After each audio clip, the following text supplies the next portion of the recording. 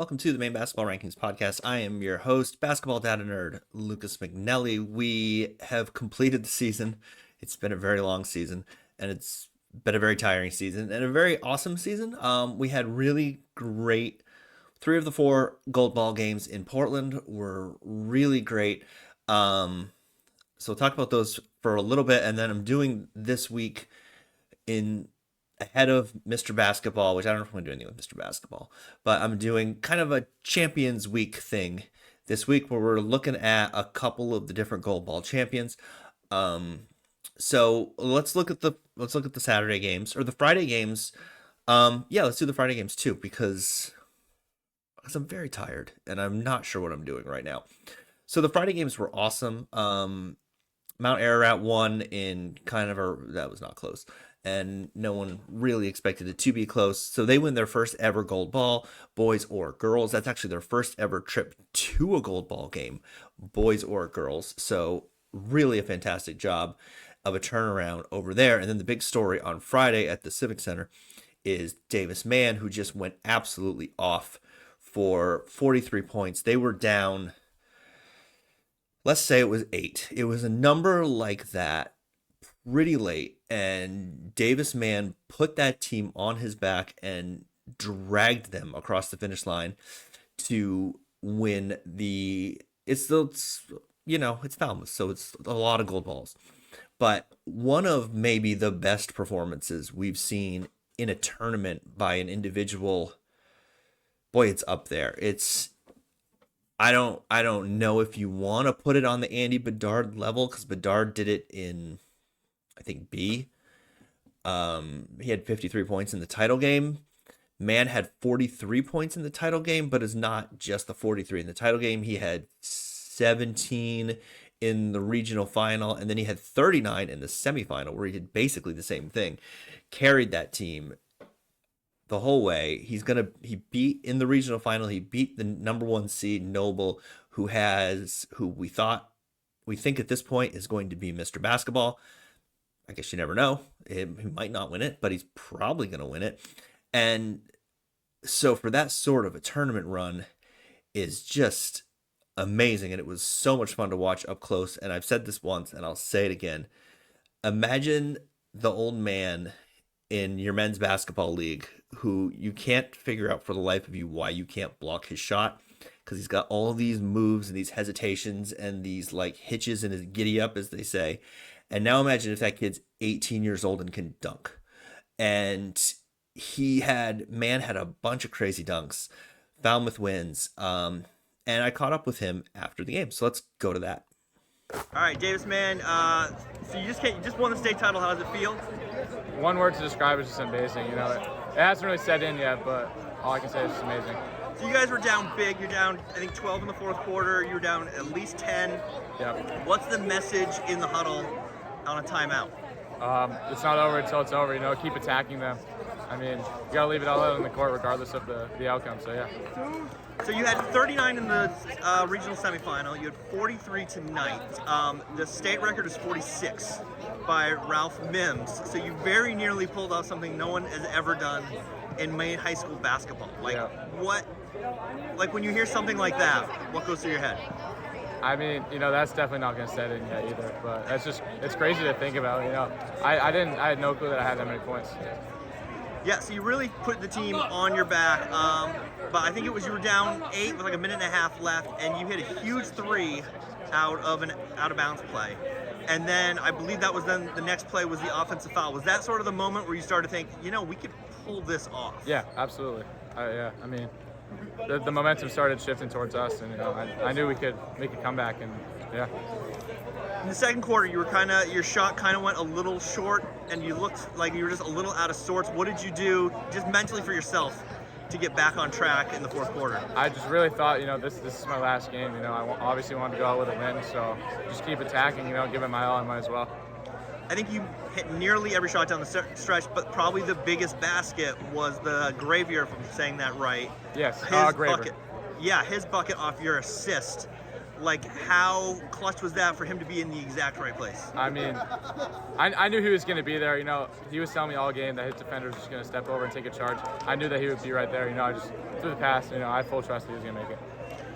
At what point in the game did you think, we've got this, we're going to be state champs, and it started to, like, you know, break through to you? Honestly, probably not until there was like 30 seconds left or whatever it was. We had the ball coming down the court. We were just passing it around. That was pretty much it. Can you talk real quick about Messalonski's defense? It really looked really impressive from the sidelines. Like, how difficult was it to operate against that? Oh, it was really difficult. You know, they're a great defensive team. They were stepping over a lot and double teaming. You know, it was hard to, you know, get passes off and stuff. But yeah. All right, congratulations. Thank you. Okay, so then that takes us to Saturday. Saturday's games in Bangor, pretty much a bust. The Valley girls won by a lot. Mount Abram boys won by a lot. Who was the other one? Let's see. Oh, Penobscot Valley girls won by a lot. I'm pretty sure that's the first gold ball for the Penobscot Valley girls, which seems hard to believe considering how much they've been beating people and for how long. But I think that's right. First gold ball in school history for at least on the girls' side. The good game was the St. Dom's and Skank, which Skank had a shot to tie in the final seconds, didn't go down. They had to rally to get there, though. It was 11-3 in the fourth quarter in favor of Skank. And St. Dom's, which was really bad very recently, has turned that program completely around. And so later in the show, we're going to talk to Josh LaPrell, who is the St. Dom's coach, and we're going to get into that game and how they turned the program around and all that fun stuff. But then first, let's go through the Saturday games in Portland. The first one was Biddeford and Caribou. Caribou, of course, showed up in droves. Biddeford also showed up in droves. And then, you know, before the game, I was talking to people, and I said this in the little dumb little preview thing I do. It's like, you could tell me Biddeford wins this by 20. You could tell me Caribou wins this by 20. You could tell me it goes to double overtime. I would believe all of those. I think they're all on the table because you've got the best player in the game on one side. You've got this really young, really good defensive team on the other side, and you just don't know. Turns out I was pretty much exactly right. Game went overtime, as you may have already heard. And then Biddeford has the ball. They're up 3. They're up 3. Caribou has the ball. Whole bunch of different sequences. There's some steals. There's a whole thing. But they fouled Depre with 1.5 seconds left to prevent the 3. The whole foul up 3. Depre makes the first free throw. And then, so of course, she has to miss the second free throw. And let's go to the tape.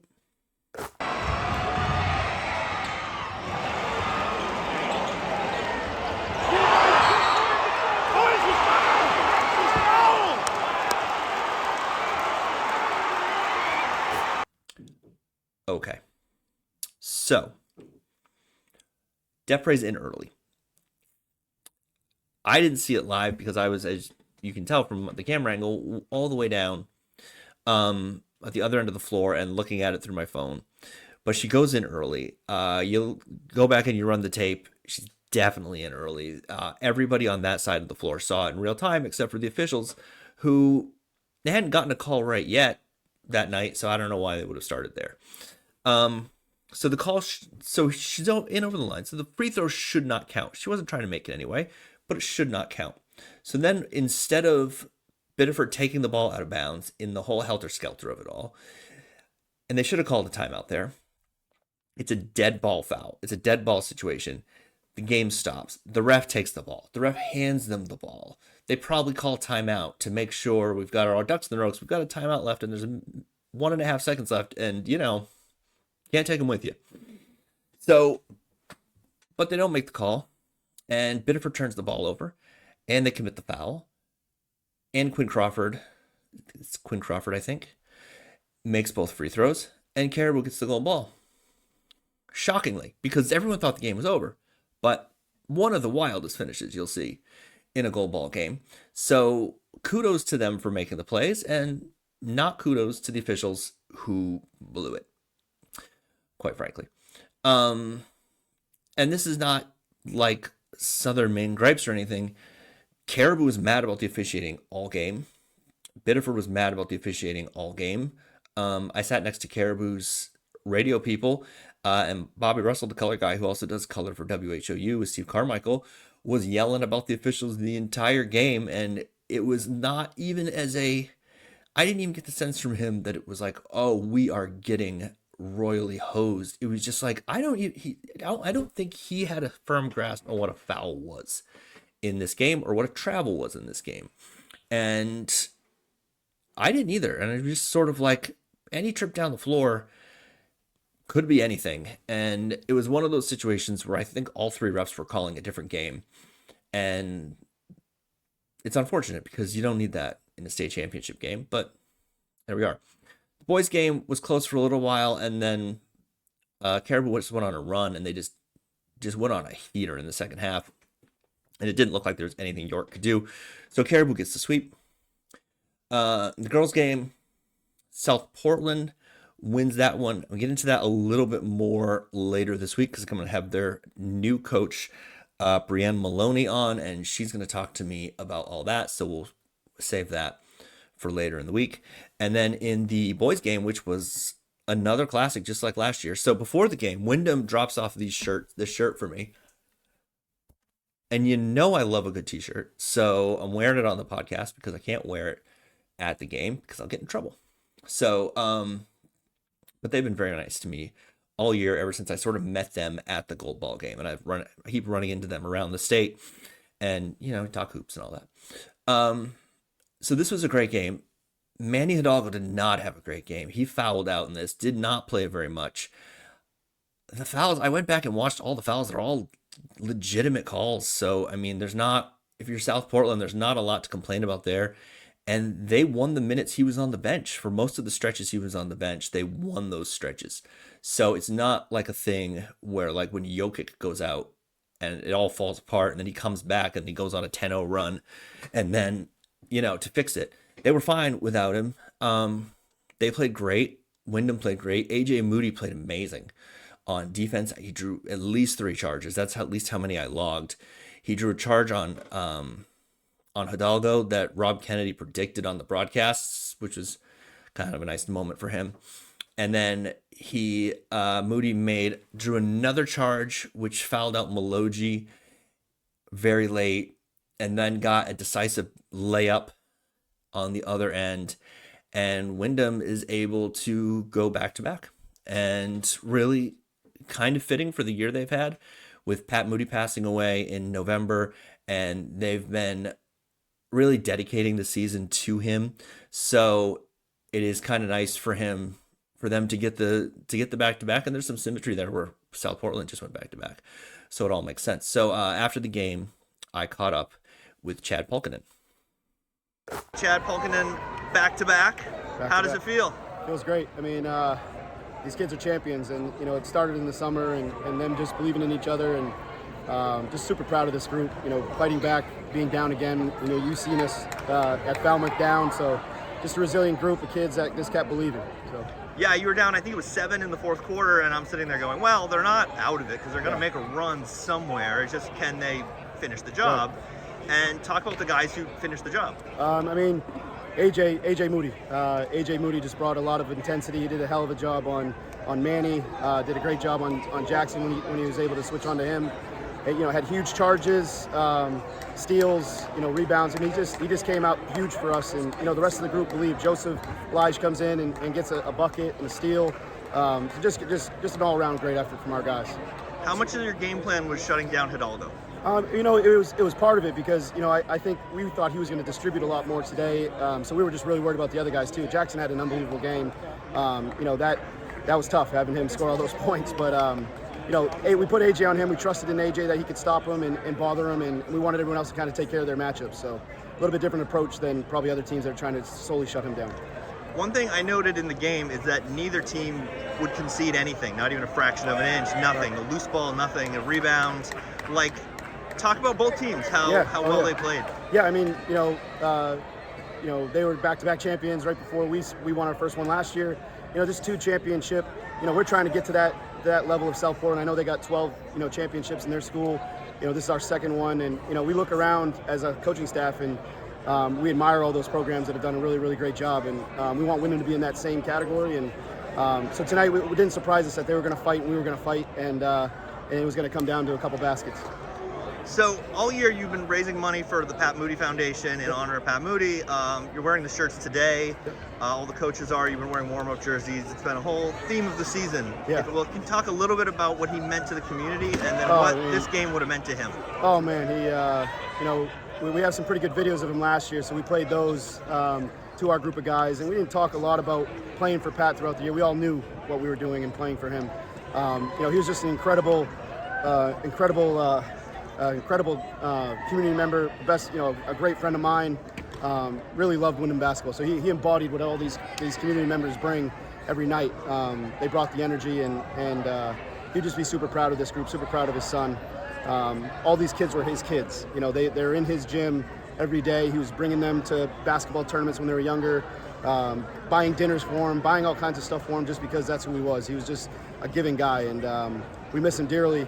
Tonight was for him, obviously, and he's left a big void, but these guys made him proud, up in heaven. So, well, he's one of those guys that, if I understand his role correctly, that you don't see him on main public in the championship game on the sidelines, but that doesn't happen without him. And every community has that guy. Yeah, and last year he was interviewed at halftime of the championship, and he talked about, Wyndham versus everybody, and we had a Wyndham versus everybody shirt in our locker room in honor of him.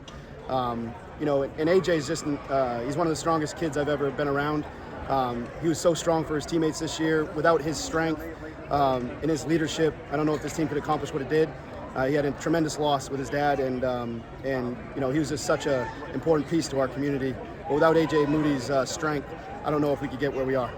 Okay, last year you printed championship shirts. Did they get printed this year? I think they got kiboshed. We didn't know about them last year, like I said, but they got kiboshed, so they're going to be opened up at the gym tonight at our celebration back home in our court. Awesome. You going to go for 3? Hey, we're going to try, but it starts in June, so we'll see what happens. All right, congratulations. All right, thank you. All right. So it's always nice to talk to Chad. He was on the podcast at the beginning of the year. If you remember, if you don't remember, go back and watch / listen to it. It was a good conversation.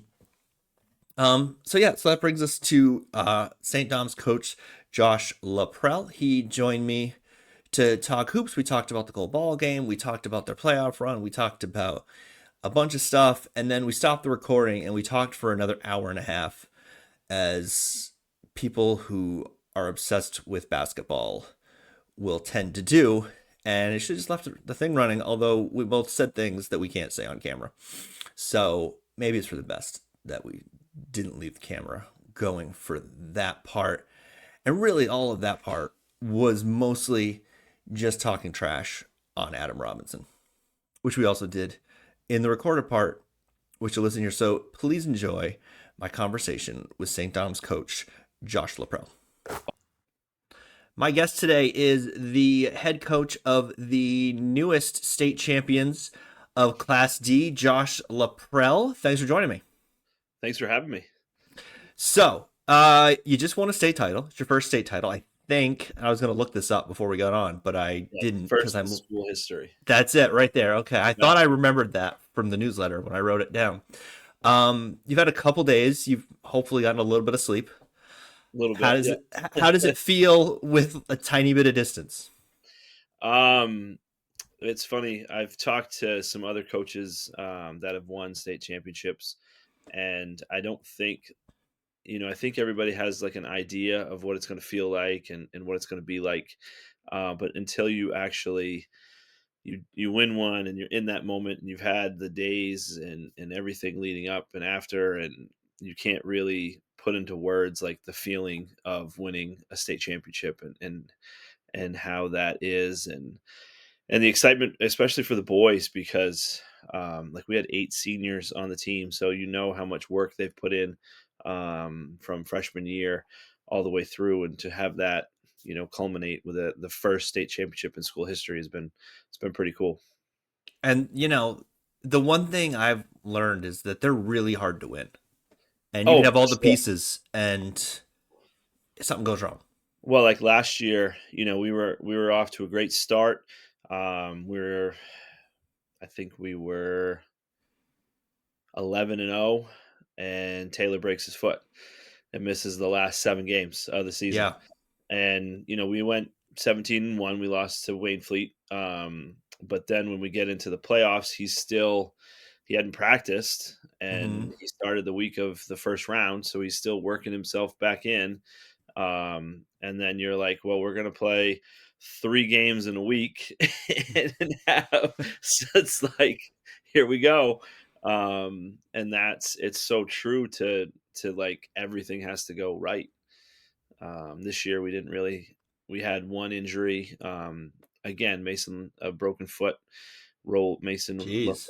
Rolled an ankle in practice, and the way he landed kind of broke a little bone in his foot, but he was able to rest up and took a couple weeks off and was good to go down the stretch. But it does it like illness, injury. There's no telling really what can happen at any given moment. I've on more than one occasion seen a kid run off the floor, throw up in a garbage can, and then run back on the floor, and you're like, well, I don't think this is their year. I'm pretty sure Mount Abram had a kid in the state game, and then at least another game I watched in Augusta who run off, throw up, and then go back in. You don't want to be guarding that guy. It's the big thing. Exactly. That's maybe a good way. That could be a strategy to get some distance from your defender. Be like, if I You throw face up, guarded. yeah, maybe they'll back off a little bit. Give me a little bit of room to work with here. Yeah, no, it's so true though. Yeah, I mean, I've heard you just hear stories like, oh, well, this team didn't do as well as you expected, and they're like, oh yeah, they have the flu, Right, and yeah, it's like, oh, okay. yeah. Uh, yeah. So the one thing is because I didn't get to see any of your games because I was in Portland, but I'm sort of watching the scoreboard watching, and I'm like, okay, this Valley game, this will be interesting. And then I look at the score, and I'm like, oh, okay. And then I think it was Travis Lee was like, yeah, I was going to tell you that. I was going to tell Yeah, you that might happen. I didn't think it would go like that. Hmm. Valley's good. I didn't even know we had held Harry scoreless until we were on the bus, and I heard some of the guys talking. Um, and I looked at Adam Robinson, the JV coach, and I was like, "Harry didn't score." He's like, "No," and I was like, "Wow." That was I the thing think, someone sent to me at like in the third quarter. They're like, Harry Lewis hasn't scored in that game. Have you seen that? And I was like, what? No, that can't be right. yeah, it definitely wasn't the game plan. But I think we're just long and athletic and tall, and if you haven't played somebody like that, um, it's hard because like we can't replicate it in practice. Hmm. Like we have our second team isn't. A couple of the guys are taller, but then it drops off like a normal high school team, and so even in practice, it's hard to replicate. But no, I think part of it was the guys were just hungry. They after the loss last year, it was like, no, we're not sitting on the bench, watching them cut down the nets again. We're not going through that again. Hmm. So I think that helped. And then we defensively, well, they just dug in, and we've played our 3 probably best defensive games. Telstar, we held them to 28, and they were averaging I think 65 when we played them, and we held Valley to 28, and they were averaging like 70, and then we held Skank to 31, and they were averaging over I think 50. Um, so if you're going to play your best defensive games, it might as well be your last 3 games. Those are the ones to do it. Yeah. you know, so So you had a lead, a pretty good lead on Skank, and they came all the way back and had a shot to tie it. How much were you losing your ever loving mind on the bench? Because there's only so much you can do on the bench. yeah, it was funny because it was like we jumped out. I think we outscored them like 15-2 in the third quarter, and they scored late in the like final seconds, maybe 20, 40 seconds. I think they scored. They got a transition layup, and then they outscored us. I think it was 11-3 in the fourth. To be like part of it was we haven't shot free throws well at all season. So it was like, oh great, this is going to come down to us having to go to the free throw line and make free throws, pressure free throws. Um, but when Jack got fouled, I was like, okay, he's our best free throw shooter. We're in good shape. And then he missed both of them, and I was like, uh oh, okay. But I knew if we can just dig in defensively, we were getting good looks. The basket got like I said after the PBS game, the basket got really, really small in the fourth for some reason for us. Um, Isaac had a huge offensive rebound and put back that was big for us. And then Jonathan came up with I think Taylor tipped it and he secured the steal and held it and got fouled. And I just told him when he went to the line, like, we only need one, just get us to 3 points. And then at least if they hit a three, we go to overtime. We can't lose in that situation. So just get Right. one. And he swished the second one. And then we just had to play defense for 8 seconds. So thankfully, it's easier, I think, to guard the 3 point line than to have to try to guard a drive. And now if somebody overhelps in the kick out and you lose by one or something. Um, but I wasn't panicking, honestly. I know it sounds weird, but I just was like, "Hey, we just got to dig back in defensively. Like our shots will start falling. Um, I knew Skank was good going in. We see them in the summer, the last couple summers at CM's team camp. Aaron does a great job, so we knew they'd be prepared, and it was going to be a tough game.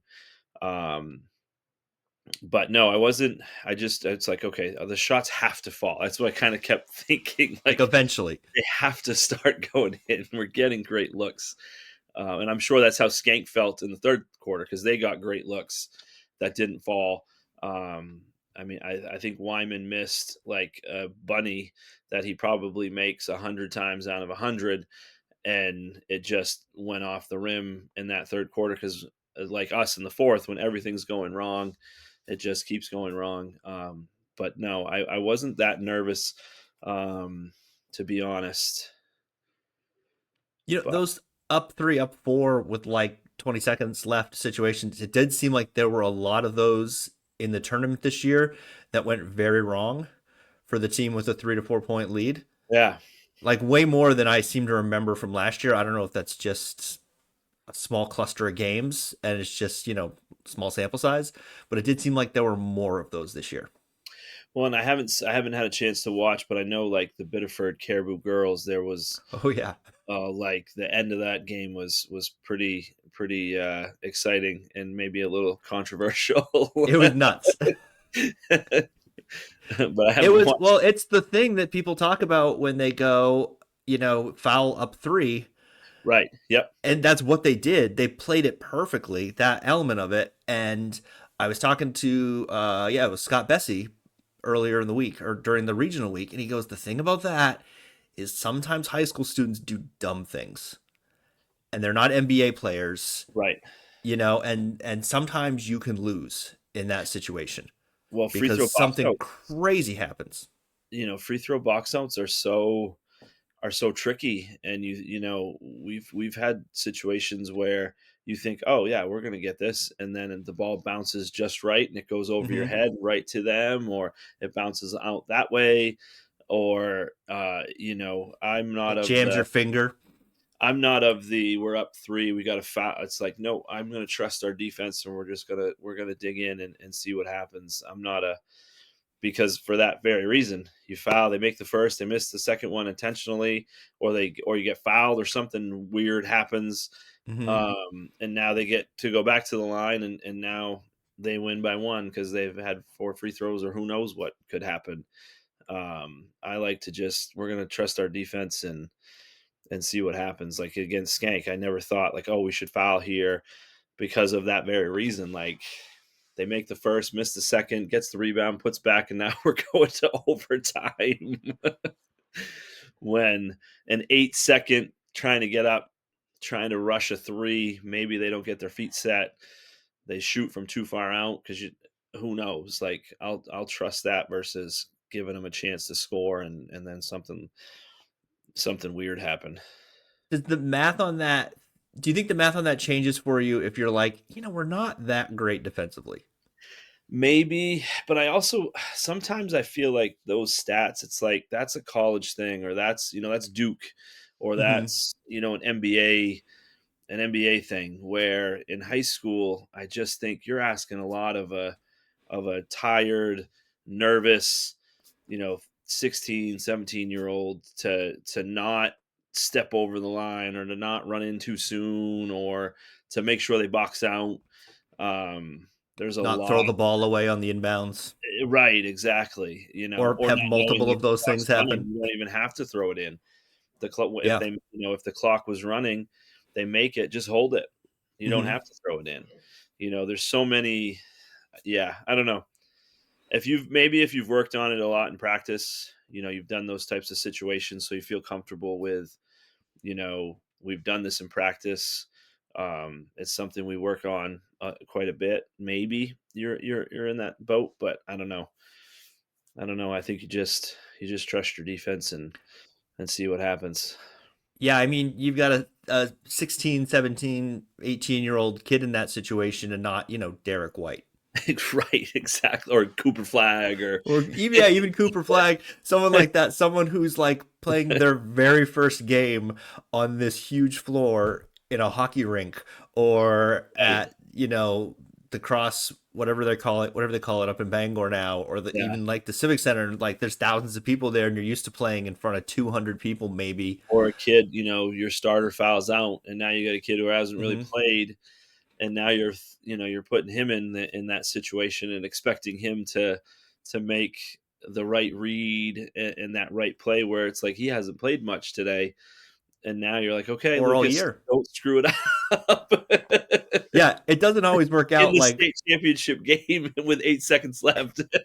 it doesn't always work out the way it did in Hoosiers when they have to bring the kid off the bench Right, and exactly. The and picket he makes the fence. thing. Yeah, Yeah. exactly. All right. So every team has their challenges in a season. To win a championship, you have to overcome something. It's injuries, it's illnesses, it's, bad shooting. But you had a unique one in that you had to overcome the fact that your assistant coach was a newspaper reporter. Poor Adam. How does that even happen? It was my own. I was actually, so we were looking, we had some people that I was hoping could do it. And then for work, other things just came up that they couldn't.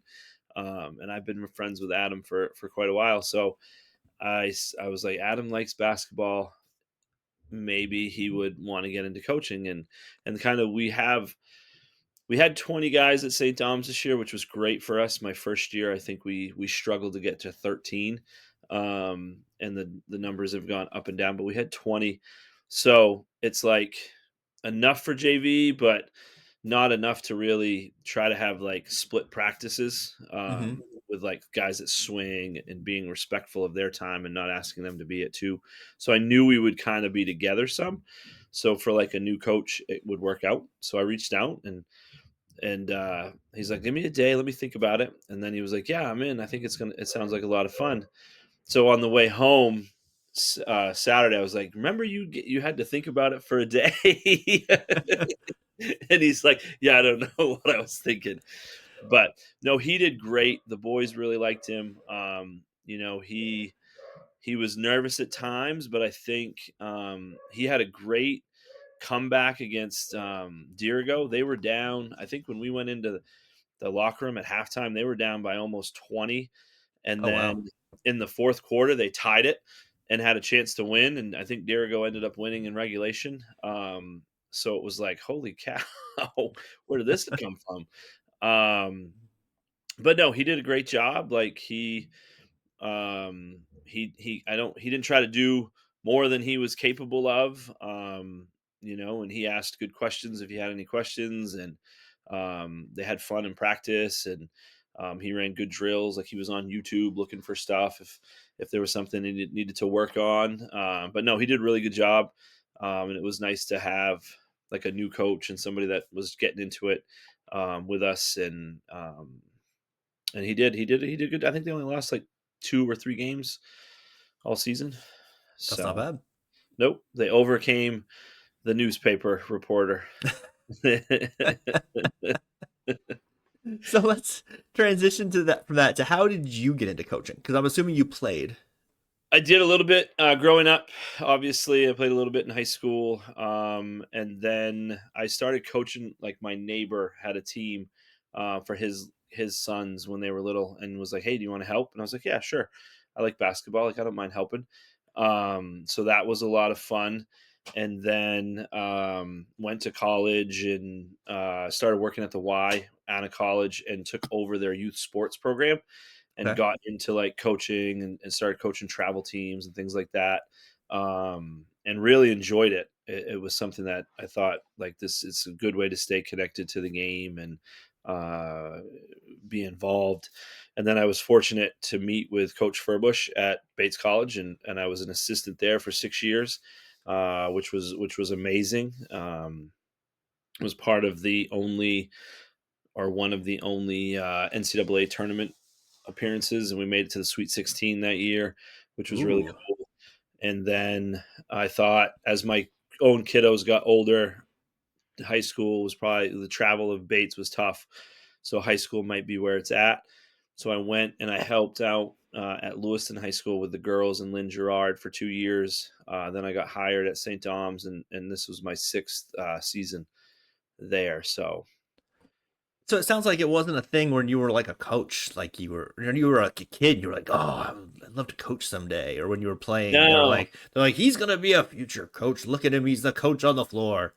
yeah, I wish like when I was at Farmington, and I wish I would have got more involved with like Coach Meter and UMF, and probably just got into coaching right there and then right out of college. I think looking back, I think that would have been a lot more fun and kind of aligned with what I'm enjoying now.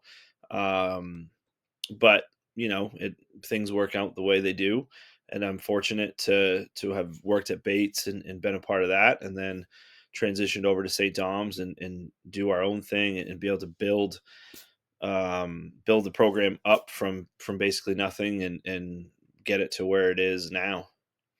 Okay, so I wanted to get into that because I read this article correctly that your assistant coach wrote.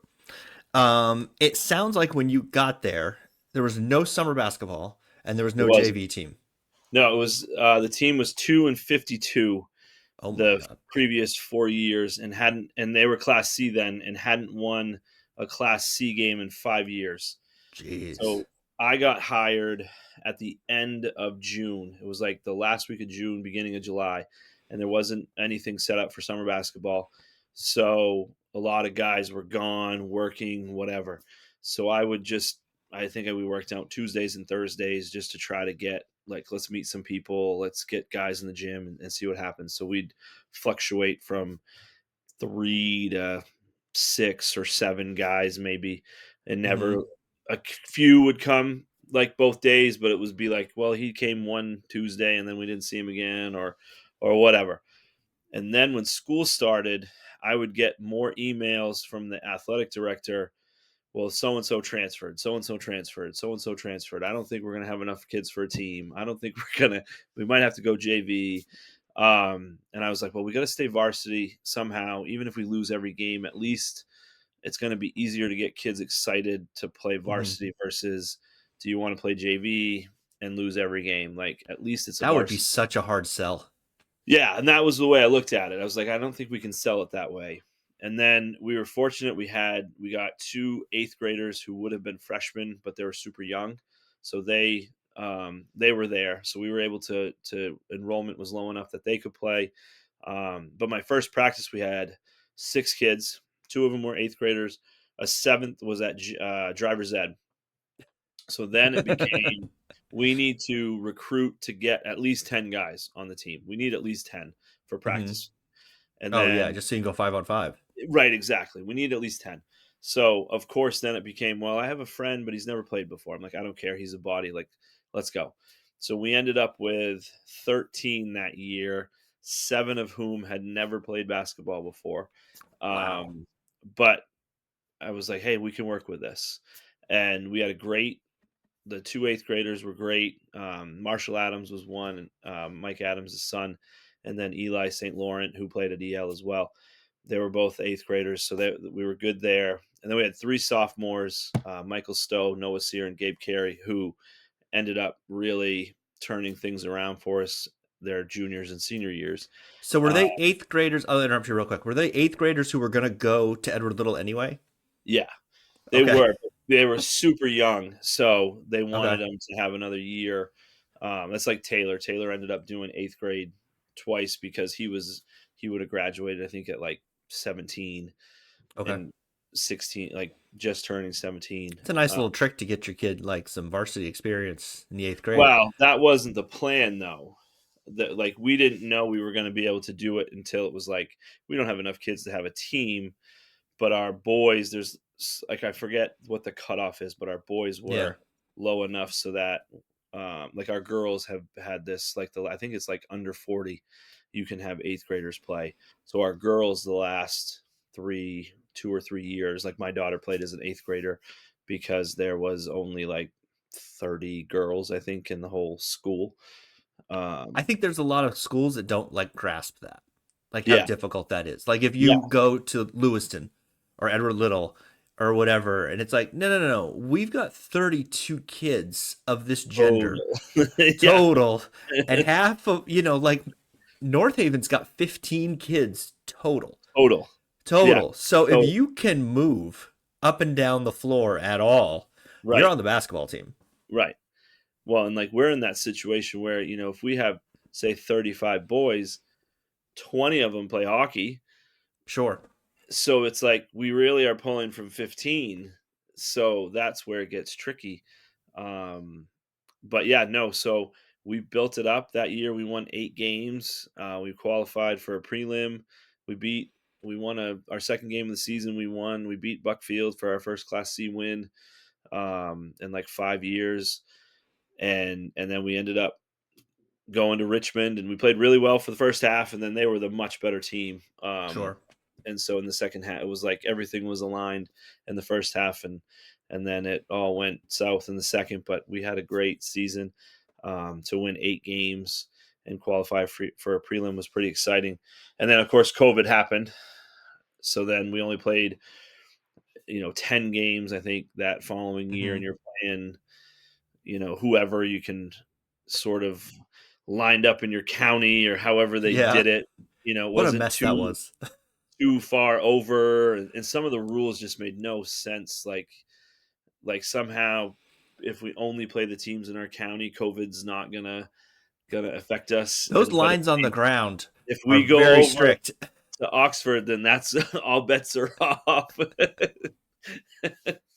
I just So love when we determine things up based on imaginary lines on the ground. And it's like, well, well, the disease isn't going to cross the county line. you It's can just not take going to the do it. mask off if we're 6 feet apart and we're eating lunch. But if we're doing math, we have to put the mask back on. And it's like, does COVID know we're eating and it's not going to bother us? My favorite was the coaches who'd have the mask on and then they would pull the mask down to yell. Oh, So that, which is at the point where they're projecting more, the spit's going further anyway, where you actually need the mask. yeah, And they pull it, yeah. I was the worst. I don't think I ever wore my mask. I was always down. Um, yeah, no, I was like the worst about that. But my take is like the team's behind me, Hmm. everybody's on the court. You can't hear through it, so I liked when they weren't playing tennis.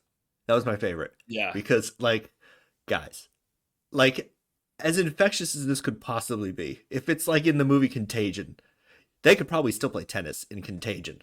Well, You baseball, know? softball, like Yeah. you would think those would be fair game. It was just Uh, such a wild time because we're just like, we don't know, right. and they're kids, and so we just don't know. Yeah. Yeah. So No. Tennis. I didn't realize they didn't play. I don't They think didn't they play did. tennis. Yeah, they probably didn't. You're probably not wrong. And it was all this outside stuff that was like not allowed or was allowed or Well, I whatever. And like there were schools that wouldn't let visitors fans go, yeah, and it would be like to baseball. So, like, as if the fans sitting on the other side of the field would like, why can't they sit over there? Like, yeah. I organized a road race, and we had a limit on how many people we could have outside at this Yeah. road race, and like everybody could get one guest to like hold their stuff, and they had to have a badge with the runner's name on it that we knew whose person it was, and all this stuff. It was crazy, but looking We back, we made it through we made it somehow. through. Okay, so then you had the COVID year, and then you have the next COVID year with Yeah, the and we actually, and then that with was the when games. this senior class were freshmen Okay, with Gabe and Noah and Michael, and that was when we had a really good year. We went 14-6. We lost to Monmouth um, in the quarterfinal, I think. We won a prelim, and then we went up to Augusta for the first time in a long time. So that was really exciting. And then we lost a really good Monmouth team that year. But it was just exciting to get to Augusta and get on the floor, and it's like, hey, like we're doing something here, um, that's exciting, and getting people interested, that's and got it to be was. such an injection for a program that's been so bad for so long to just get on the floor. Well, absolutely, and like the old my first athletic director, that's which is actually funny. I think I've had four athletic directors in 6 years. But JP Yorkie, who hired me, he was like, when the students used to come to the games, it was to laugh at the team, and now they're coming because the team's competitive, and they want to cheer on the kids, and it's like such a culture shift from, laughing and making fun of them to, Hmm. well, now they're actually pretty good. Our games are packed now, and like the hockey team is all there, and they'll travel. We had a great student section in Bangor, and the staff come, and the parents, and it's exciting because the gym is packed and they're loud and it's a good atmosphere versus the gym's empty and it's Yeah, just the visitors' parents, and the visitors' fans, and nobody else is in the gym. and you're Uh, down 50. and yeah, exactly. And you're like, what are we doing here? But no, just to get there and play a meaningful game, that was the key. Like we got to get here and play. Let's get into a playoff game. It was exciting. We got down early in the first. I think we cut it to 5 at halftime. We were down 5 going into the fourth, I believe. And then Taylor got hot as a freshman. He hit a bunch of threes, and it looked like we were going to upset them and make a little run. And then they were able to take back over and win. But it was just an exciting time. So you're like, okay, these freshmen are pretty good, Hmm. uh, and we've got something here. And then the following year was illness and injury, rolled ankles. We had more sickness that year than we ever did during COVID. Huh. Um, it was funny, and like guys would miss a week with the flu. We had one game that year. We ended up shutting everything down after the first game of the season because guys had the flu, double ear infections. We played Islesboro on a Tuesday with 6 kids, and then we Oof. shut it down. Didn't practice for a week. We practiced that Sunday night because we were playing Mount Abram on Monday, which is the team you want to play off of a sickness Having a and week off. and went up there and just got run out of the gym. I bet. But it was like it was just a miserable. It was so that whole week was so bad. Everybody was sick. And like I said, we just shut it down. We didn't practice, and it was way worse than it had ever been during COVID. Well, you Um, almost probably learned from COVID, like, hey, if we just shut it down, we might be able to keep this from not being a 3-week problem. yeah, and that was kind of the thought process was like everybody's sick. Like we snuck in. I was like, we got 6 guys. We can play Islesboro because trying to reschedule that game was going to be impossible Oh, just because on the because of boat. travel and everything else. So I was like, if they're going to come, I don't care. We have 6 guys. We can play that game just to get it in. Hmm. Because I knew the year before we had to reschedule, and it was a nightmare trying to find Steve Carey, who I know has been on before. He was the only coach who could go, so he coached the girls and the boys that day because it was like we just need to get these 2 games in. Can you Those go? He's like, those island teams, the scheduling is a nightmare. oh, It's like every year, I'm like, when is Vinyl Haven playing? What's Well, happening here? yeah, you look and it's like, well, they haven't played any games, and then all of a sudden They played like they've 6 in played 2 a days. half a season in 2 weeks. Like, they haven't played for 2 weeks, and then they played 14 games, Nuts. and they Super do a fun for lot of me. And they they don't do a tell lot. anybody. No, and they do a lot of those, like, Friday, Saturday, like, they play, Mhm. Forest Hills Friday night, and then they play them Saturday morning. Yeah. There's a lot of that scheduling too, which has to be just a logistics and easier to just do that. Yeah. Um, but no, and then last year we had a really successful run. Another good group of seniors. Cam Perryman played really well for us, and Kyle Reed and Connor Sear and Logan Carey. They were good because that was the first group we had all for all 4 years before this group. This year we had 8 of them this year, which was typically. Although I think Falmouth beat us, I think they had 11 seniors, I but think they had typically 12. was it I 12? Yeah, counted I counted 12, but someone else said 11. So I yeah. don't We know. had 9. We had a JV guy who joined us this year. He was a senior, so technically we had 9, but we had 8 on the varsity roster, which seems like so many because normally kids move or somebody Mhm. decides not to play anymore. But they all stuck through and stuck with it, which was I think made it even more rewarding. Knowing you've put in 4 years of work to get to that point, to make it to that first. Last year was the first regional final. This year we won the first regional final, and then we made the state game for the first time ever, and then we won the first state championship for basketball. So it's pretty exciting. Which is awesome.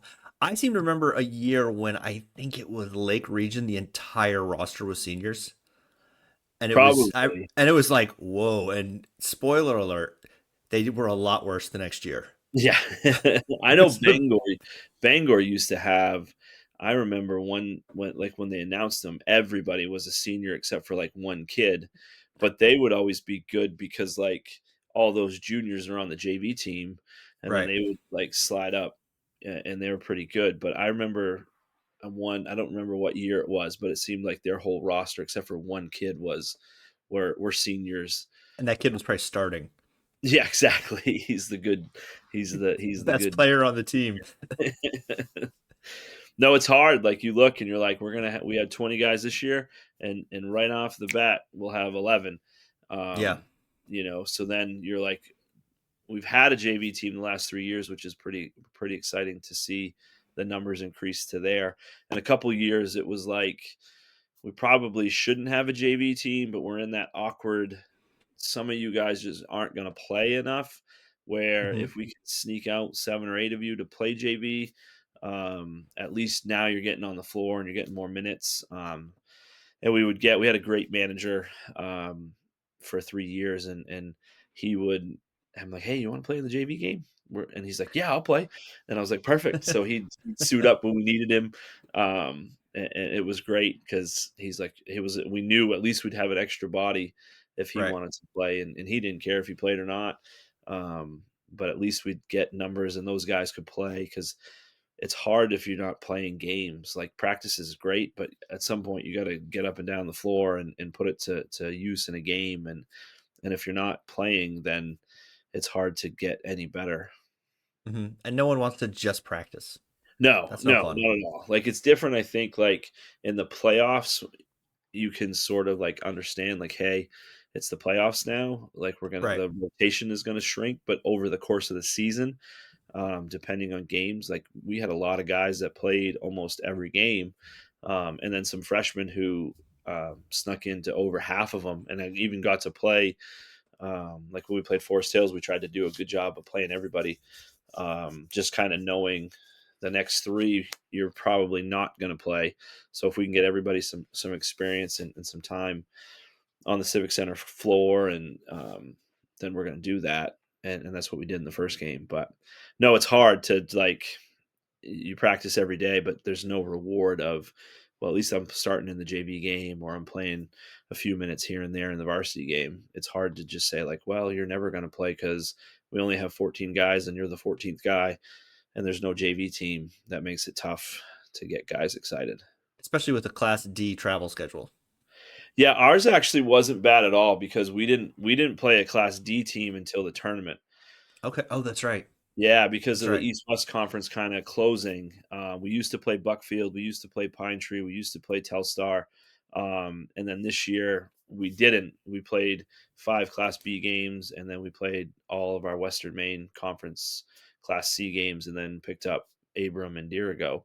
So, travel-wise, it wasn't too bad compared to, like, going to Jackman or going to Valley or the Islands and things like that. So What's your view on that with conferences closing, and then you've got teams like you and Biddeford, and there was somebody else who didn't, like Mount View last year, yeah. barely played anyone in C North, and then they go to the tournament and it's just a whole different thing. Yeah, It's not easy for anyone. It's not easy for them to adjust to the teams in the region, and it's not easy for the teams in the region to adjust to them because like I think someone told me once, it's not so much playing them, it's that you played someone that they played. And so you can see right. the tape and you can be like, Yeah, oh, okay, they're a lot faster than the team we played. right. And now we have an idea that at least. Yeah, but it's hard because like with the conferences closing, and then like for the Western Maine Conference that we're in, you look at we've got B's, C's. We're the only D school, which I think will be C next year or Hmm. whatever they call it, and I think we have some A's in there as well. So you look at like you can't just play a Western Maine Conference schedule because if you're like York, Hmm. you're beating up on the C's, but you really want to play a B schedule or Yeah. even an A B schedule. But if the SMAA closes, well, now you can't play the teams that are close by. You can't play a Falmouth, teams like that. So you almost have to play down a Like, sense. yeah, York played Trape this year. Yeah, right. And Old Orchard Beach, and you're like, Hmm. why? What does that Why help are we us? doing that?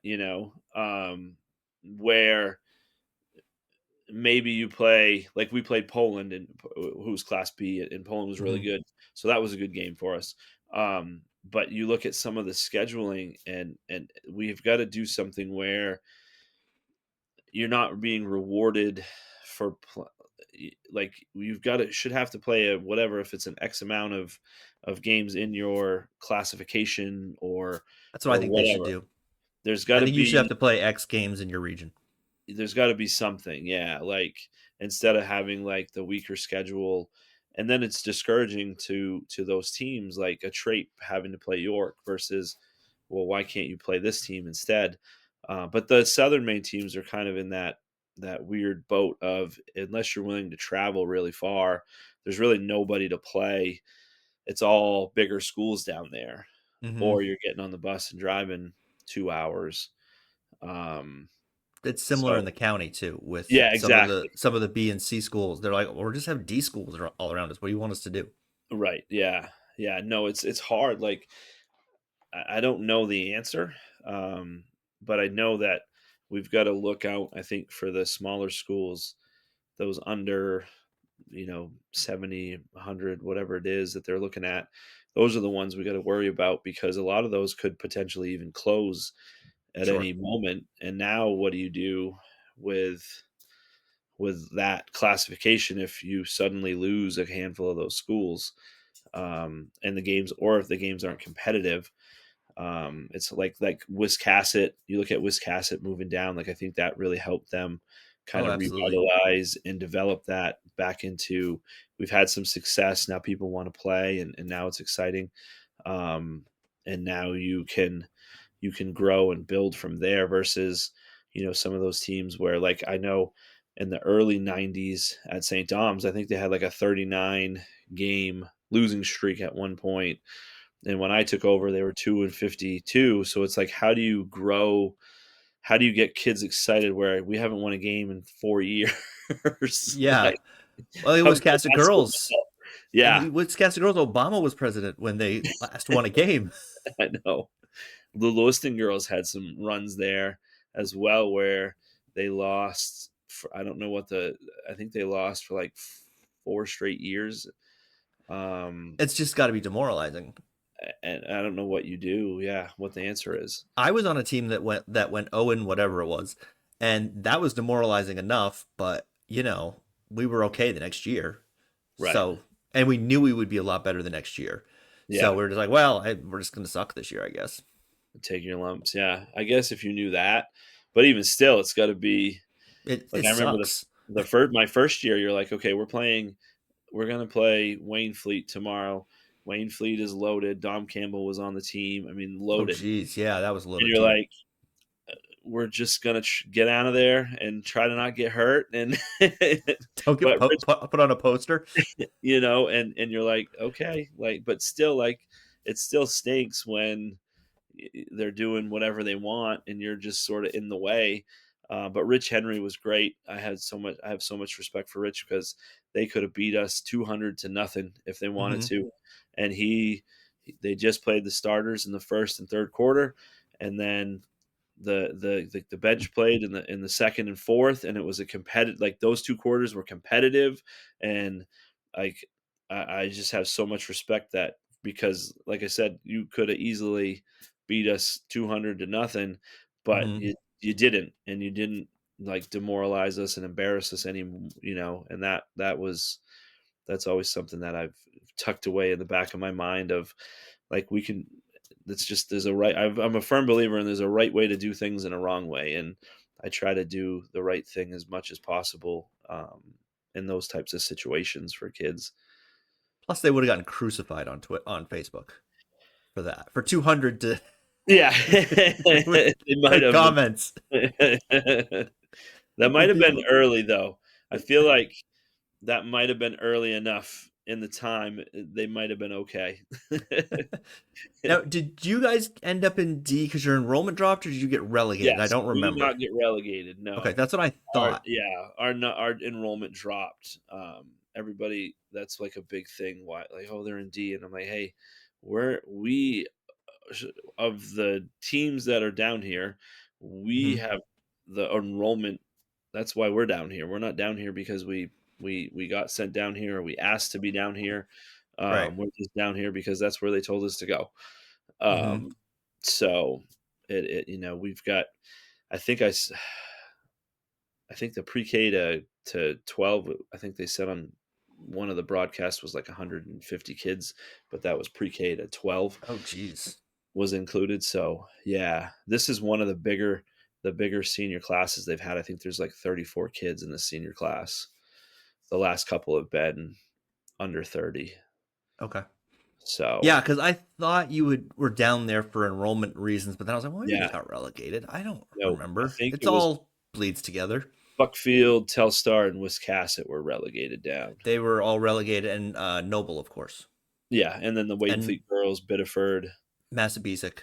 Yeah, yeah, yeah. And like some of those schools did really well, Biddeford, Noble, but like Massabesic, nope. Yeah, It's not like the Wiscasset girls were a 2 seed right, in right. D. Like I think it's. I mean, what do you think of the relegation system? I That's think it's probably good. changing. I think it should be like a year to year thing because like you look at like when Biddeford has had a resurgence, you look at Wiscasset, Buckfield, Telstar have been able to win games and build the program and get more kids involved. I think it's hard knowing you're going to go 0 and 18 every single year and Hmm. say like, "Hey, Lucas and Josh, you guys should play basketball." And you're like, "Yeah, no, I'm good. I'm not going to lose every game I have and video put up games. all this time, effort and energy where if you can go and be successful um and win and grow and create some excitement, I think it's when used appropriately, it's a good thing. And maybe it's not like a 2 year thing. Maybe it's okay, we're going to see after this year, you go undefeated and you blow everybody out. Okay, now you're moving back up. But if it's like the Wiscasset girls, are they hurting anybody being No, in D South? No, it's probably where they should be. And hopefully they can keep improving and keep getting better. And maybe you start winning some games and you can eventually move up or whatever. But no, I think that's where in those instances, we've got to do a better job of how do we make it competitive for these teams, and how, like, losing 115-10 isn't good for anybody, No, and that's not helping anybody. That's not making anybody want to play anymore.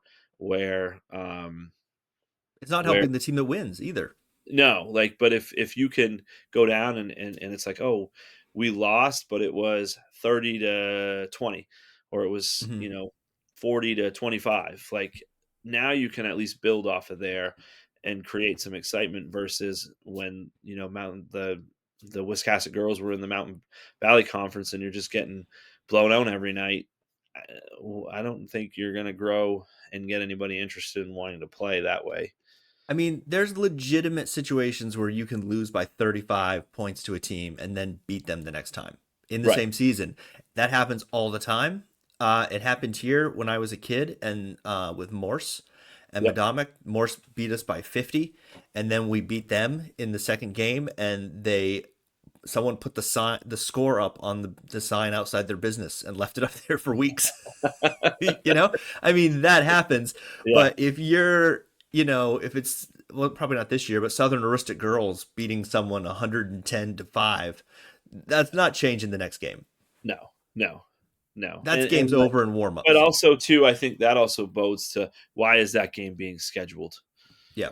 Like, why are we playing them? Like, why can't both teams find somebody else to play in that Hmm. in that type of situation? Like, there's gonna be instances where you might go to play, like, say, Dirigo St. Dom's. Dirigo comes down, my whole starting five has the flu, and Dirigo beats us by 40. Well, Hmm.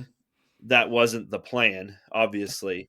That happens. But if we go and we play, or somebody noble comes and plays, Pine Tree Academy, why are we letting that happen? Yeah, that doesn't need to Like, happen. why is that getting scheduled? I think that's some of where you just got to look, like, what are we doing here?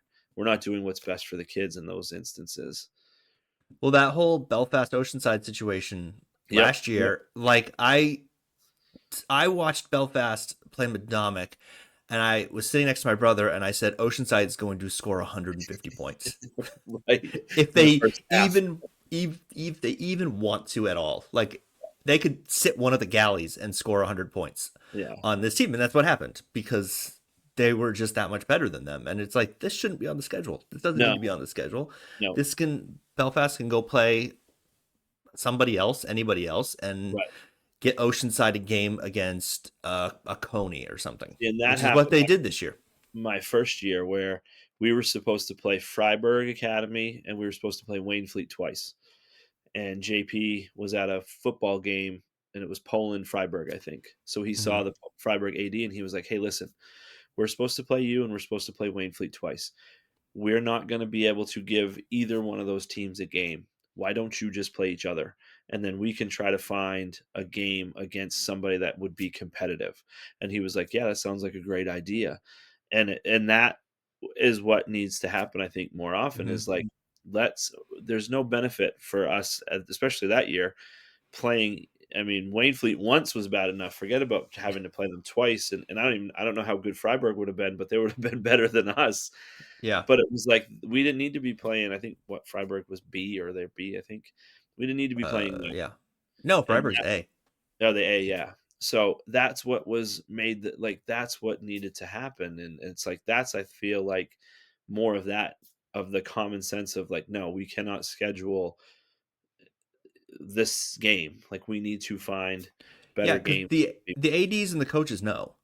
They Yeah. look at the schedule and you can go, that's a loss, that's a loss. Those are Right. wins. Yeah. These are the iffy ones. Yeah. Yeah. Oh, But so true. you can look at your schedule and go, oh, I see 6 wins minimum, and I know which games they are, and Yeah. you're wrong once in 100. Right. Something happens, gets sick, or somebody gets injured. Yeah. Yeah. Yeah. No, but I think that's where, in a lot of cases, like, we have to do, because we're trying to do best for the kids. Hmm. And at least in my opinion, like, that's what we should be. It's about the kids. So, like, how do we make the experience? And I think going to, like, the different classifications can help with that as well. Is like, how do we make it better for the kids and What make is their, your take on the new classification system?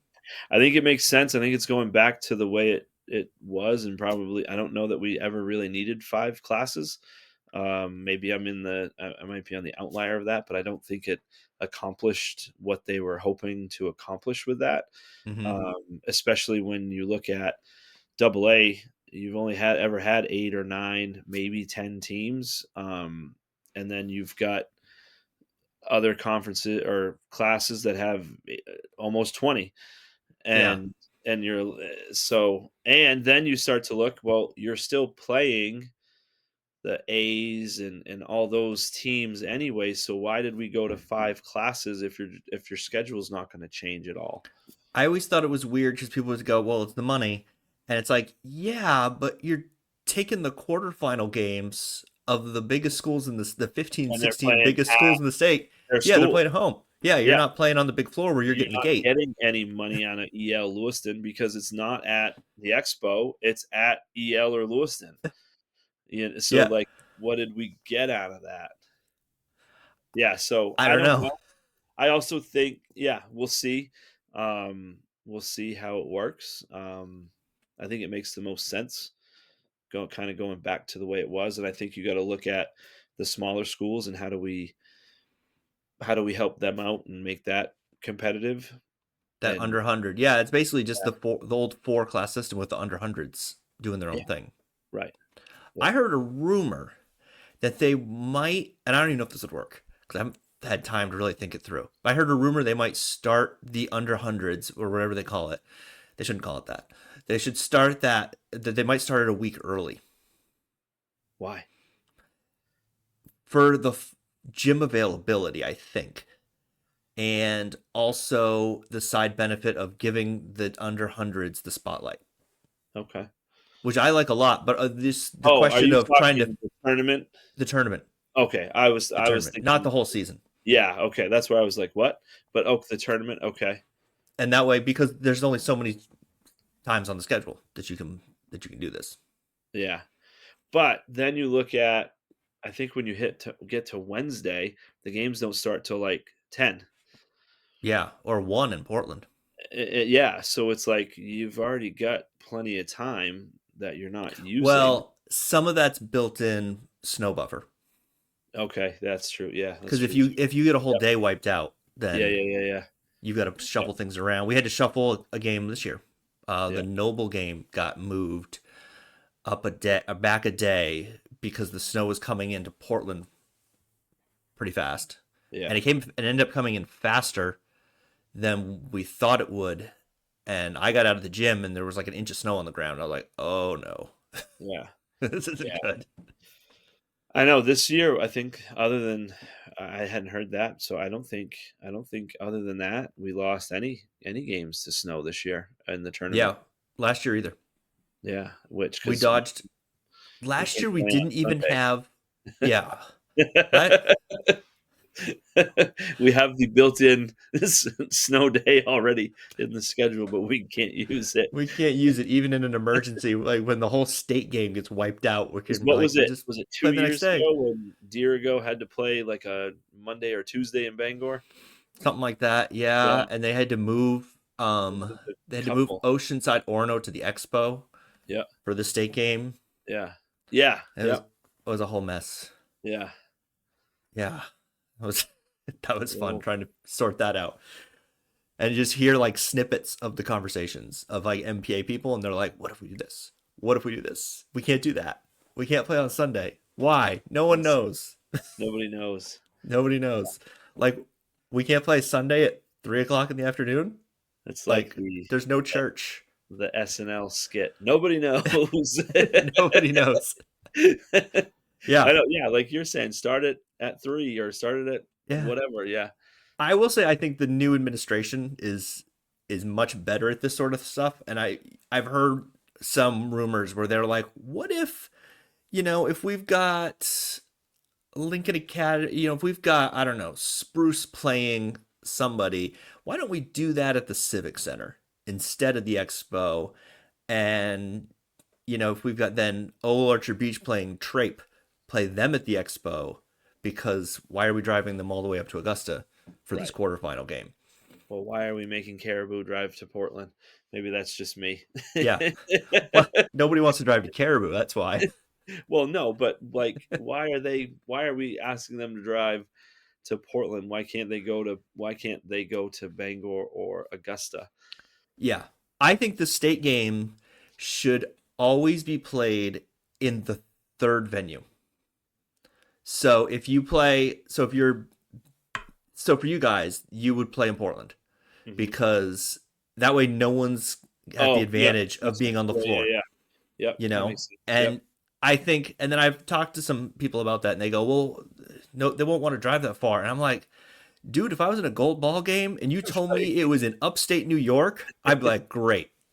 I would Play go, outside. I don't care. I would play outside for a gold Yeah, ball. I would play in New York. I would play in Buffalo in the snow for a yeah. gold ball game. The only Like it's tricky one part of game. that would be like D North. That gets far. Although I don't know Yeah, that it gets further than Caribou.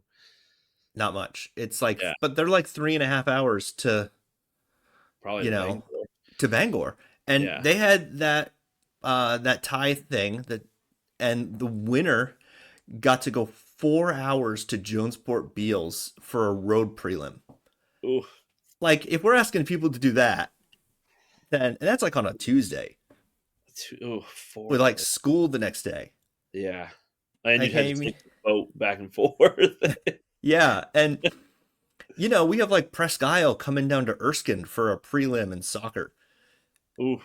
Well, Maranicook could have ended up having to go to Presque Isle Yeah, for like the prelim. And when I look, because for whatever reason, Maranicook is in B North, like that yep, makes any sense. that was their Um, choice. So it was their choice. it was their choice. Yeah, Interesting. they wanted to be in B North for some reason. Hmm. I Yeah, forget but when I why. saw that, I was like, "Oh my goodness, how long is I that kind of, ride?" I kind of think if the prelims more than an hour and a half away, then they should find a neutral floor. Yeah, that would Just probably at make another sense. school because like and then people go, oh well, we earned the higher prelim, the higher seed. I'm like, did you? You're the 7 seed. You're 3 points ahead of the 10 seed in the heel Yeah, points. yeah, You're the 7 because some game over here and they flipped don't. it the wrong way, Yeah, right. and your help points came in and theirs didn't. Well, yeah, that's what happened. We were second for a while, and then Telstar beat Kerbeck, and then we ended up down to third. And then there was a early on we were undefeated and we were fourth. I It's was always like, fun. what's that? Of course, I don't care. I'm like, whatever. We'll play wherever. But like the parents, it's always hard on them to because it just doesn't. You're like, this doesn't make sense. We're 8-0 and we're the 4 seed, and I heard a fun field hockey story. So the Lincoln Academy field hockey team, like this is back in the 80s, I think, or the 90s, they went 11-3 and they missed the tournament oh because they just had no heel points. yeah, And like, it was, we didn't have the internet back then. right. And so the coach had to call the team individually and explain to each of these girls that we went 11-3 and we didn't make the tournament. We have the second best record, Yeah, and, but we're not in. and we are out. Yeah. And we had one here where one year it was the Oceanside girls and the Madama girls battling for the last playoff spot in A North when they were in A North. And it was determined by Owen 17 Erskine beating 1-17 Coney or something like that. Like two one that win teams, 0 win teams, and that flipped it that happened. I think on the last last year, or day. the year before. It was Vinyl Haven, North Haven Oh yeah, yeah. was on that last day, and because one of them won, it shifted things for Shifted people. a thing. Yeah. Yeah. And I remember they didn't report the game at the score until like midnight. Yeah, And everyone's like, keep who's in the keep everybody playoffs? waiting. But I think though to the 11-3 thing, like that's where there has to be more emphasis on winning your games Hmm. and not just that. Well, this team won, so we're getting points for that, Well, or I you, would say to your scheduling point, that's the bigger problem is they just yeah, played a really cupcake schedule right, and nobody exactly, won any games. yeah, So, I mean, sure, you won 11 games, but You beat our sisters of Mercy 11 times. Like, good for you. You're supposed to beat them 11 times. Right. You lost the 3 games you lost were probably the ones you needed to win. Yeah, yeah. Yeah, no, it's I don't know. It's always that interesting the the classifications and scheduling and all that. I think that's always going to be up for debate and a question. There's no perfect system. No, especially with our state and how spread out. Like, I mean, I don't know the logistics of the county, but I can't imagine if you're in A or B, there's probably nobody near you to play. No. So it's like, what am I supposed to do here? Travel hours away to play a couple games, or just play the teams that are around me? This must be so easy in Rhode Island. Yeah, right. It's like, oh, they're 20 minutes away. They're on the other side of the state. Well, I This wonder what this is like easy. even like what Massachusetts would do, because like if you're way out in you know I bet the Boston teams like refuse to go to Springfield probably. because that's like 2 hours or whatever it is, and Oh, and can and you imagine like with traffic and trying to get out there, oh yeah, the traffic would not be fun. all that, and like the little towns out there, like I wonder how, or even like Texas or like the I was really watching a documentary about either North Dakota or South Dakota or Montana, I forget which. And there was a co-op team of girls basketball, and they were 40 miles apart, the two co-op schools. And so they would have to do the 40 miles for practice. jeez. And then Well, the games were further. uh, they talked after the Mount Abram, and I didn't realize that he's got guys that are traveling an hour one way for practice. Does he really? Yeah, from like From Eustis where?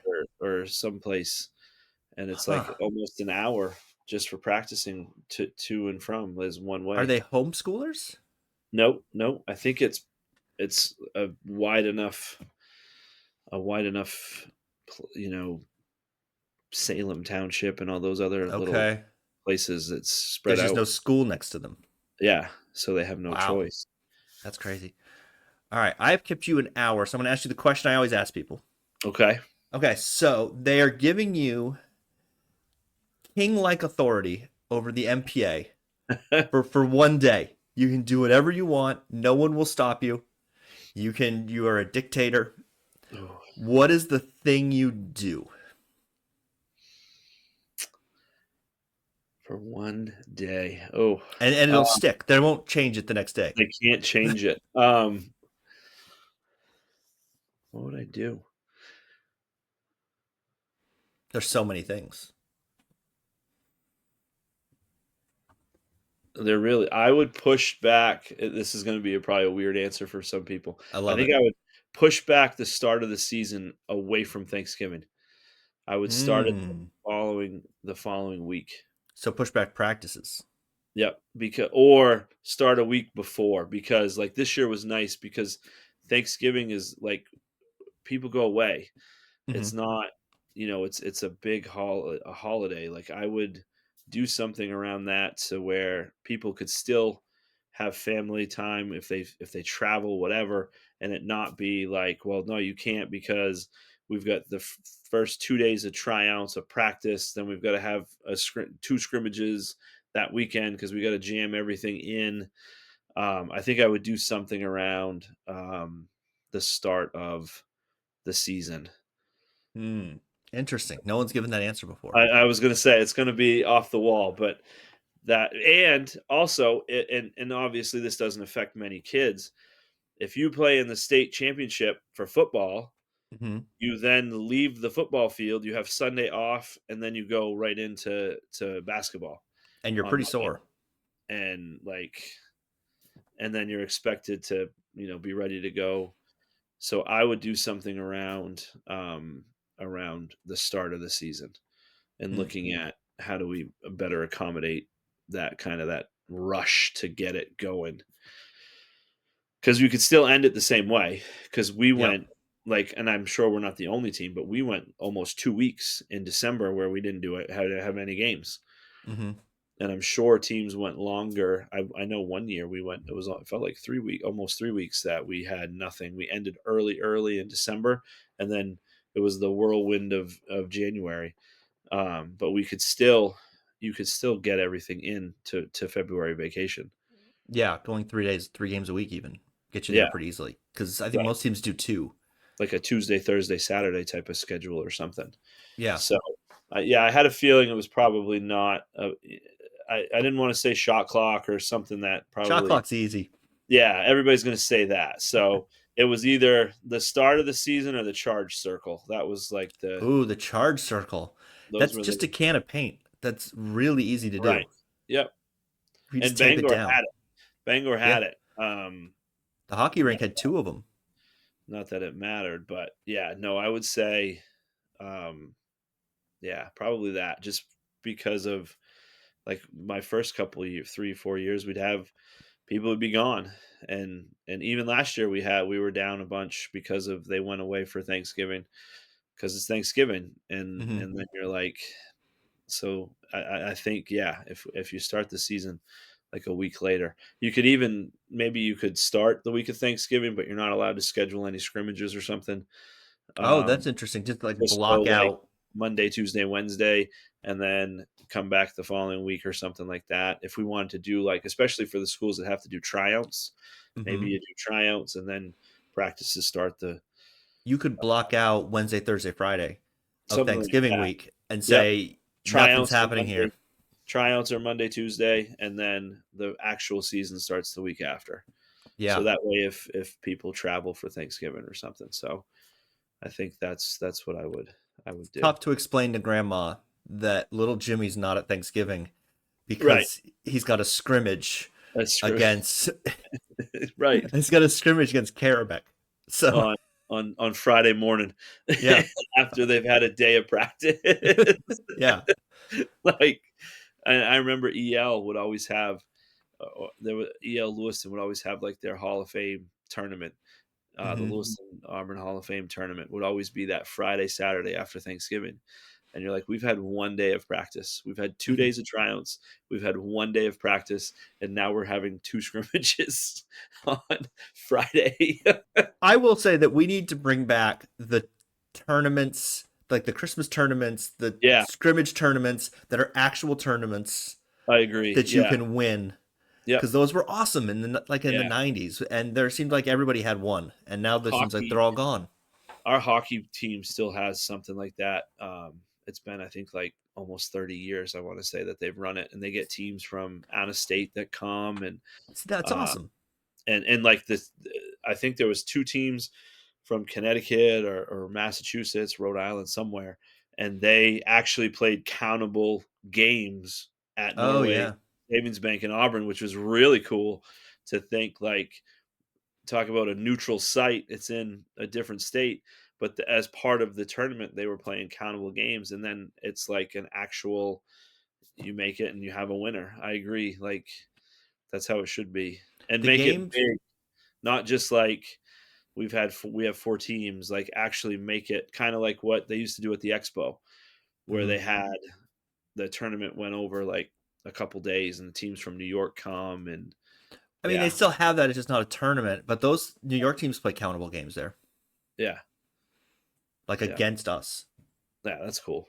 Yeah, and then so there's like this New York account that's always like, do you know any of these scores because they count for us, but they don't count for you guys, so you guys aren't reporting them. They're Yeah, really hard to find scores. yeah. That would be tough. I'm like, yeah, I'll see what I can find. Hold on. Yeah, that would All be right. tough. Well, I have kept you long enough. Congratulations on Thank the you. gold ball, despite the efforts of your assistant coach. Poor Adam. Hopefully, he wasn't too much of a deterrent. No, he was great. There was one game, I forget what it was. We had to make like a late comeback. And I looked at him, I go, you thought we were losing, didn't you? And he starts laughing. He's like, a little. And I'm like, I'm just kidding you. No, he was great. It was a lot of fun. He did a really nice job. Um, yeah, no, as He's much fun to as pick on. as much of a beating as he's taken. Did he wear any of those weird sweaters he wears on TV, Oh, like he had. to on the sideline? I think there was one. I think there was one. He was pretty good. Like he normally, I gave him a polo, so he would usually wear that or like a black sweater. Hmm. But I think there was one time he did. He'd always have cool. Like his shoe game was definitely Mm, is a lot better than mine. So he definitely would show off with the shoes a little bit. But that's the um, way to do it. yeah, I think there was one game that he had. I think it was one game of a sweater. I don't remember now. Is Because he I coming think back next year? I don't know. We haven't I haven't heard his demands, his salary Hmm. demands or contractual stuff yet. I So I mean, don't. once you win a championship, I the know. price goes up. I would think so. So I don't know if we'll be able to afford him anymore. Maybe you can get like some swag of your own. Now that you've got a championship, you can leverage that into some better swag for the team. Yeah, I hope so. Like we No, can't be I don't looking know. like bums out there, guys. We're the We have to. champions. We got to. We'll have to renegotiate with him. I should have done that before the season ended. That was a rookie mistake. Now he's got leverage, Yeah. Yeah, you should have done it right in that bye week. and the beginning of January, let's renegotiate your contract here. Yeah, let's lock it in for another year. Extend you at this price right now. Yeah, no. So no, he did a really nice job. No, he did. He was fun to have. Well, we'll cut this part so he doesn't hear it. That'd be the director's extended. That's the extended for premium subscribers. You can get there are true feelings about Adam, or just charge Adam. Yeah, if you'll I like pay, it. if you'll pay $10, you can. I'll send you the full clip. Oh shoot, that's funny. Okay, that's the show. Thanks to Josh for joining me. That was an awesome conversation. Good luck to them next year. Mr. Basketball will be announced on Saturday, along with the main association, the main association of basketball coaches media award. Which, spoiler alert, I don't think I'm winning because I haven't been invited to the event. So probably not going. I have 2 hours for a banquet. Meh. And I don't really have a tie. I don't think I own a tie. I might have one somewhere. Anyway, so all the McDonald's stuff will be this weekend. So if you're going to that, have a great time. And we'll probably come back after that. And maybe I'll do a Miss Basketball roundup if anything interesting happens. So we'll see. That's going to do it, though. This has been a production of MaineBasketballRankings.com, your source for the most comprehensive coverage of Maine high school basketball from Ashland to York and everywhere in between. This podcast is available wherever you listen to podcasts and a bunch of places you don't. If you enjoy this, please leave a nice review because it really does help out with algorithms and all of that nonsense. Tell your friends, tell your enemies. Thanks for listening.